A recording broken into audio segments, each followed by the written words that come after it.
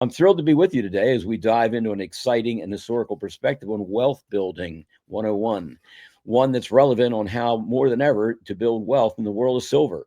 Throughout history, fortunes have been made in a blink of an eye, often during times of uncertainty or financial upheaval.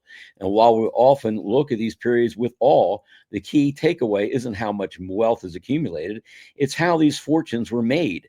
One thing is clear: the wealthiest people in history often made their fortunes by buying during times of fear, not selling during times of greed. In fact, the greatest wealth building opportunities don't come when markets are soaring. They come when fear has taken hold, when the masses panic and undervalue a commodity. That's what's happened. This is exactly what we're seeing in the silver market right now: an undervalued asset despised by many, yet its demand is rising. It's a trifecta, folks. It's in these moments that when the greatest fortunes are made. Let me give you an example from history that perfectly illustrates this. Back in the 1800s, Lord Rothschild, one of the most influential financial figures of a time, showed just how powerful the act of strategic buying can be. On the eve of the Battle of Waterloo, Rothschild caught wind of a critical piece of news. He made it up. Napoleon had allegedly broke through the lines and was on his way to England. The rumor spread quickly, and the London Stock Exchange went into a panic. The market crashed as investors tried to sell their stocks, fearing that Napoleon's advance would bring financial disaster. But Rothschild had a different plan, and he had a different approach. He knew that in times of panic, because he knew it wasn't true, the true value of assets often becomes obscured. So rather than following the crowd, Rothschild did something that would change the course of history forever. He reached out to his brothers in four corners of the globe, asking them to lend him as much money as they could. As the panic ensued, Rothschild began buying up shares at a fraction of their actual value, capitalizing on the fear and uncertainty sweeping throughout the markets. See, the mantra was that Napoleon's marching right into London, going to take over the London Stock Exchange. So those people holding pieces of paper said, "Hey, I think I want to get some purchasing power out of this." So they sold it. Then once he had accumulated enough stock, Rothschild turned the rumor around. He revealed to the market that Napoleon had actually been defeated at Waterloo and the supposed disaster had never materialized. In that moment, confidence was restored and the value of those stocks surged. Investors eager to reclaim what they had lost were able to buy back their investment, but then Rothschild had already positioned himself to heap the rewards himself. He wasn't going to sell the stocks back. No. This, Ted Heads, is a perfect example of the timeless truth that more fortunes are made when you buy and not when you sell. Rothschild understood the power of buying assets when they're despised, when others are too fearful to act. And as history has shown us, that strategy has paid off in a big way. Now, fast forward to 2025. If you look at the silver market today, we see a similar situation unfolding. Silver is undervalued and hated by many, but the demand is rising.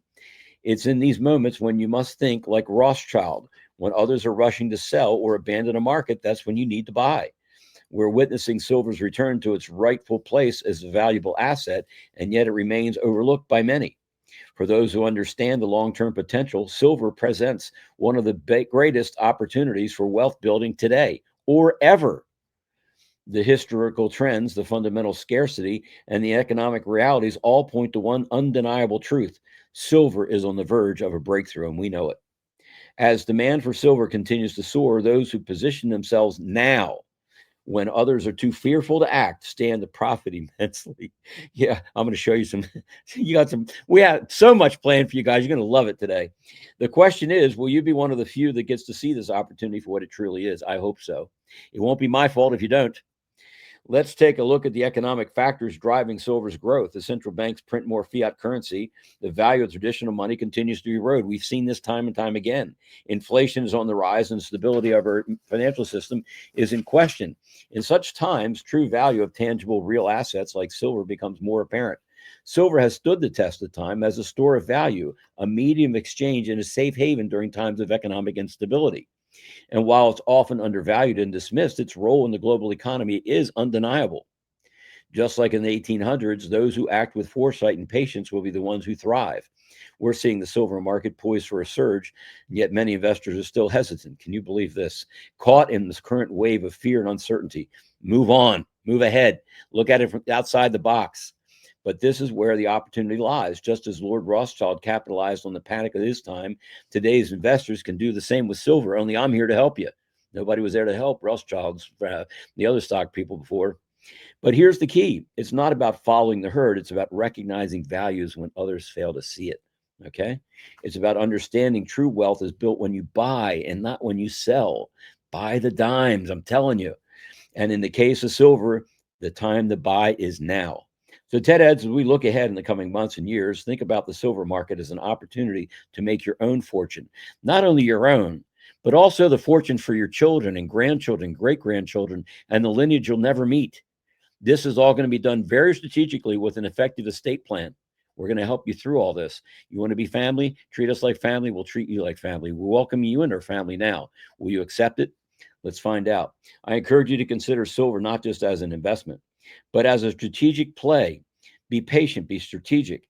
Most importantly, be willing to buy when others are too fearful to do so. This is where the true potential lies, folks. Thank you for joining us today. And remember, fortunes are made when you buy and not when you sell. Keep stacking, stay patient, and let's ride the silver wave together for a brighter future. Stay away from the bars, rounds, and beanie babies. The fortunes are going to be made when you buy. And we're going to unpack some more federal housing administration here. Today, the director of federal housing and chairman of Fannie Mae and Freddie Mac, William J. Pulte, issued the following statement. I'm asking Congress to investigate chairman. You ought to take a screenshot of this, really. I'm asking Congress to investigate Chairman Jerome Powell. His political bias and his deceptive Senate testimony was enough to be removed for cause. Jerome Powell's $2.5 billion building renovation scandal stinks to high heavens, and he lied when asked about the specifics before Congress. This is nothing short of malfeasance and is worthy for cause. As Senator Cynthia Loomis said, Chairman Powell, made a number of factually incorrect statements to the committee regarding Fed's plush private dining room and elevators, skylights, water features, and roof terrace. And that this is typical of the mismanagement and don't bother me attitude that Chair Powell has always shown. Chairman Powell needs to be investigated by Congress immediately. Timing of a call for investigation. Jerome Powell, the day after Michael Horowitz assumes control over the Federal Reserve Inspector General's office. No coincidences, folks. Fed Chair Jerome Powell accused of lying to Congress over a $2.5 billion Palace of Versailles headquarters revamp. The Federal Reserve Chair, Jerome Powell, is being accused of lying to Congress after he denied that a $2.5 billion revamp of the central bank's Washington headquarters will load the facility with lavish amenities, and some are demanding that be punished, the Post has learned. Powell called the Post exclusive report in April about the bloated renovation project, which led Senator Tim Scott to liken it to the Palace of Versailles during a grilling by the Senate Banking Committee last week. Misleading and inaccurate. There's no VIP dining room. There's no marble. There's no special elevators, Powell insisted under questioning from the powerful panel on Wednesday. There are no new water features. There's no beehives. There's no roof gardens. Well, we're going to find out. That nose is getting pretty long there. Powell was accused by Senator Cynthia Loomis of making a number of factually inaccurate statements during his testimony to the Senate Banking Committee on Wednesday. It's going down. When those interest rates come down, that is rocket fuel. I'm telling you, rocket fuel to silver. Watch. But Powell, who is meanwhile facing heat from President Trump over a lavish failure to slash interest rates, directly contradicted the project's own planning documents, which were signed off on by government pen pushers in 2021, which haven't been revised since. This is the guy I would like to meet sometime. His name is Darce Crandall. Thank you for serving despite the deep state Gitmo and your service. I tell you, if I could look into that guy's eyes, he has seen so much evil. Wow, I've read about him. This guy really is America's hero. Crandall is the 45th Judge Advocate General of the Navy and serves as you have no idea what this guy's been up to. He has seen the devil. This guy's seen evil in every facet. I'm telling you. Crandall is the 45th Judge Advocate General of the Navy and serves as the principal military legal counsel to the Secretary of the Navy and Chief of Naval Operations. He also leads 2,500 attorneys, enlisted legal men and civilian attorneys, employees of the worldwide JAG Corp community. And this is a report that I'd like to read to you, but not entirely the whole thing here. Number one, if the Supreme Court rules the 2020 election was stolen after Biden is gone, It will be a legal earthquake, historic and unprecedented in the United States Supreme Court officially ruled that the 2020 election was unlawfully stolen, whether by fraud, unconstitutional procedure, or foreign interference. It would become the first significant legal ruling in American history. This would affirm that tens of millions suspected. It would formally delegitimize the Biden presidency. The implications would extend over every branch of government and every level of society. This is called fruit of the poisonous tree. Remember that legal construct I've been talking about. Nullifications of Biden's legacy. Every executive action taken between January 20, 2021 and January 20, 2025 would now be politically and morally discredited and potentially subject to legal reversal. Absolutely. This includes executive orders, federal regulations, foreign agreements, military aid, Iran negotiations, Paris Accord, re-entry, Ukraine, EPA, ATF, HHS, etc., ending the Keystone Pipeline, vaccine mandates, DEI initiatives. All this is going to be reversed. Debt ceiling and spending bills, anything that was signed after the illegal act occurred is what's called fruit of the poisonous tree. Everything up to that action is fine. Anything past that action is not fine. Legal challenges the Biden era decisions. Although these actions were technically lawful while Biden held office, a court ruling of election theft would open the door to retroactive challenges. Lawsuits seeking to invalidate or roll back regulations, policies, and spending bills. State attorneys general and injured parties suing the federal government. Potential calls for Supreme Court rehearings on cases involving Biden-appointed judges. Going to be a very interesting 10 days here, folks. There's much more to read. If you'd like to take a look at this stuff, you can download it yourself. It's in a form that you can read. Washington, D.C. is indeed not part of any U.S. state, nor is it a state itself. It's a federal district is established by the U.S. Constitution 1789, specifically to serve as a seat of the government for the United States. The Residence Act, passed in 1790, approved the creation of this capital district along the Potomac River and was officially organized under the exclusive control of the federal government by the District of Columbia Organic Act of 1801. As a district rather than a state, Washington, D.C. does not have the full rights and privileges of statehood, including full representation in Congress and the ability to govern local affairs without government oversight. The unique status of the district was intended to place the seat of government on neutral ground, free from the influence of any particular state legislature. Boy, that certainly was flowery written, for the bottom line is it's a foreign country inside our country governing our country.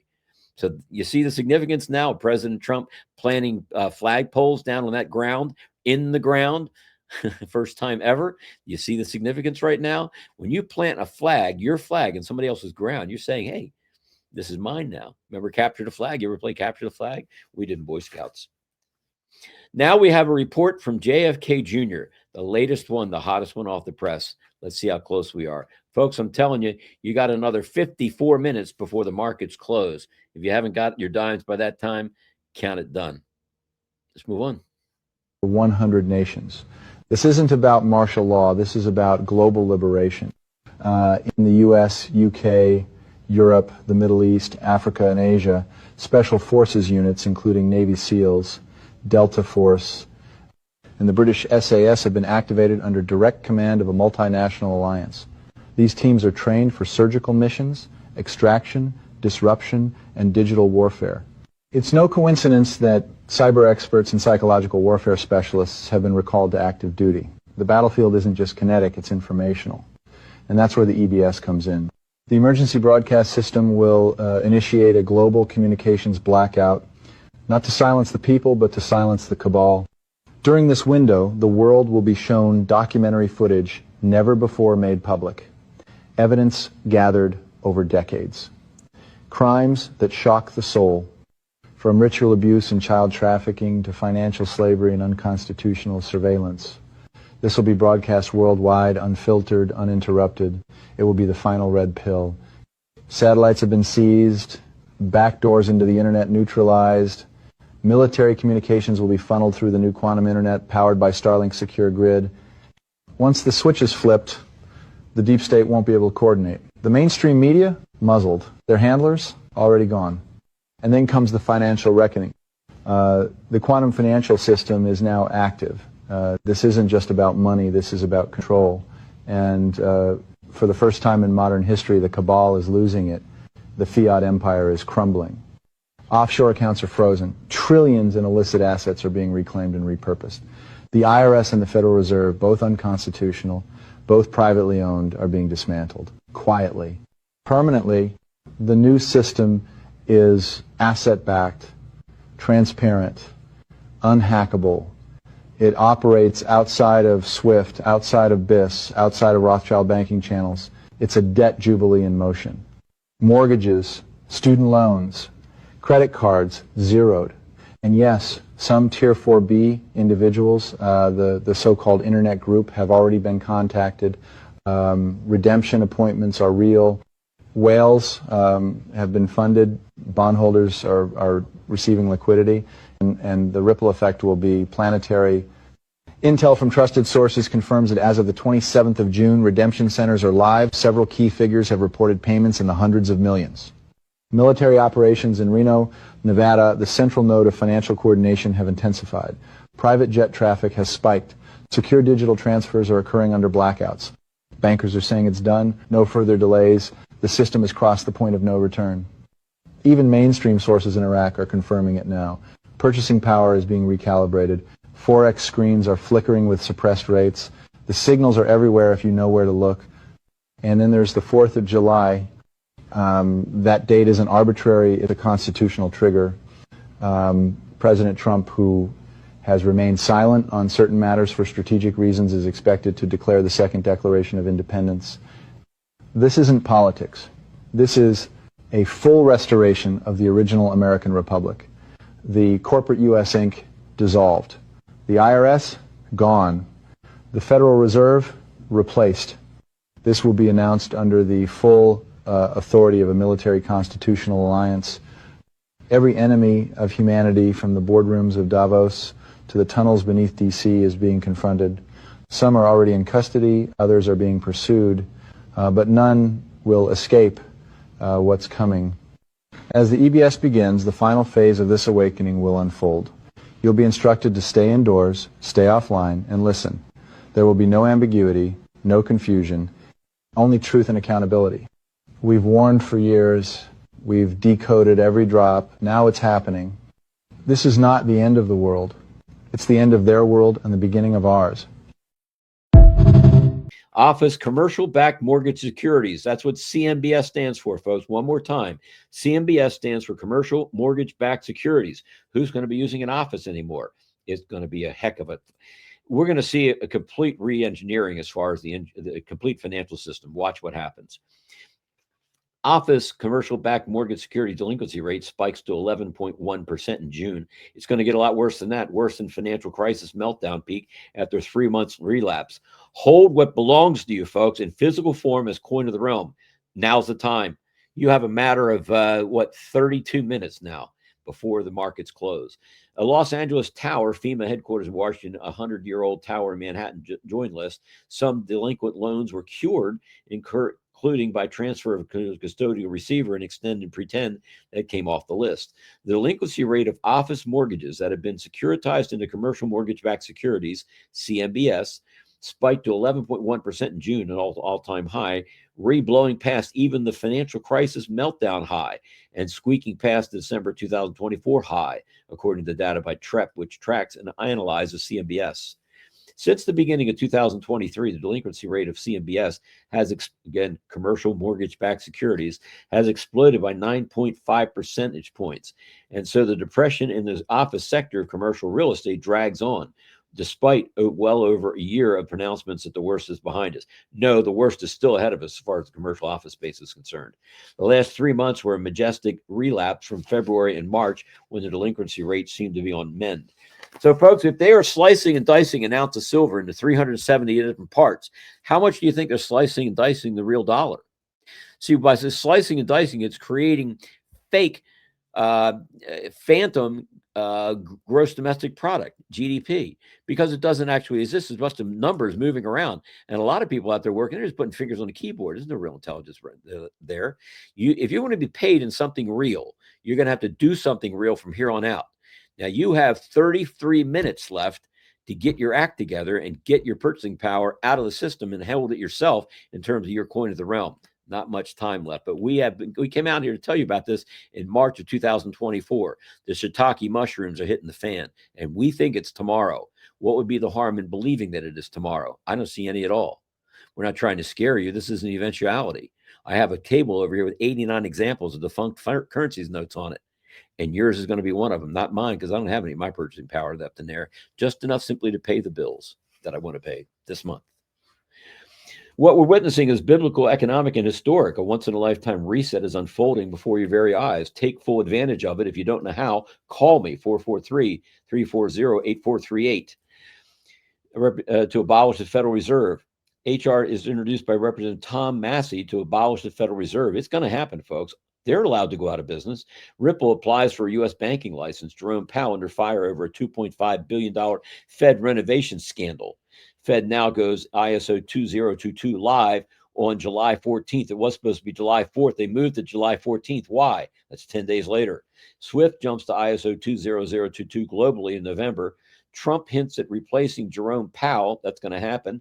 Elon Musk warns of the national debt crisis, the rise of tokenized assets, RWA, blockchain trails, XRP ledger positioned to bridge the old system to the new. This isn't random. This is divine timing, folks. Even Jesus flipped the tables on the money changers. Now the corrupt system is being overthrown, not with violence, but with code, conviction, and community. Be grateful you're awake. Everything you prayed for, built for, and manifested is taking shape. We are living through history. You know and know what you hold.